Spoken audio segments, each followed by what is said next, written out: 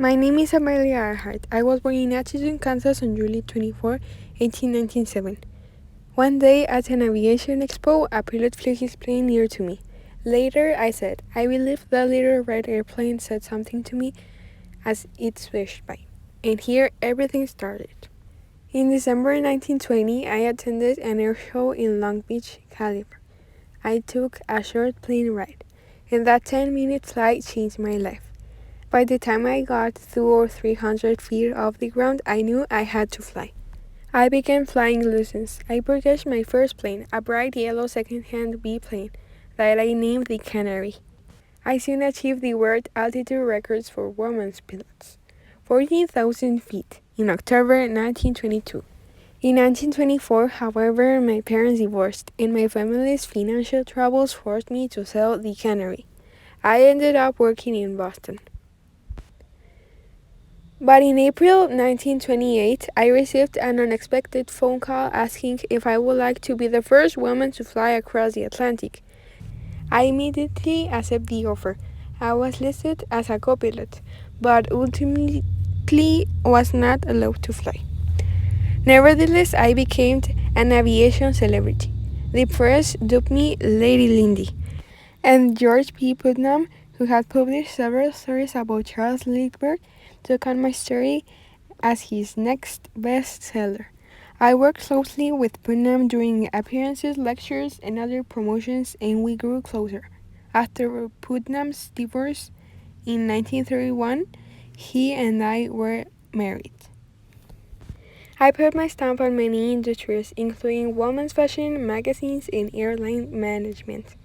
My true passion, however, always remained with flying. For some time, me and Putnam worked secretly on plans for me to make a solo flight across the Atlantic. I would be the first woman and second solo person to make the flight. On May 20, 1932, 5 years to the day after Lindbergh's famous flight, I took off from Harbour Grace, Newfoundland, heading to Paris. Almost immediately, the flight was plagued by poor weather, thick clouds, and ice on the wings. Earhart knew I wouldn't make it to Paris and landed in Londonderry, Ireland. For my 15-hour flight, I received many honors and became an international hero. Now, near my 40th birthday, I had feeling that there is just about one more good flight near my system. I hoped that it would be the flight around the world. I wanted to be the first woman to do it.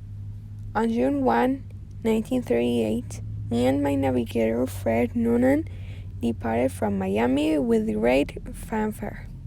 We began the 29,000-mile journey heading east. After 29 days of flight, we touched down in Lake New Guinea. At 10 a.m., we took off from Lake. We encountered problems with overcast skies and rain showers early on. Some witnesses report that the radio antenna may have been damaged, and other experts suggest that our maps may have been inaccurate. As we neared Howland Island, we were unable to make sufficient connection with the Itasca or to land on the island. My last communication was at 8:43 a.m. We are running north and south. Though the Itasca began a rescue attempt immediately and the research continued for weeks, nothing was found.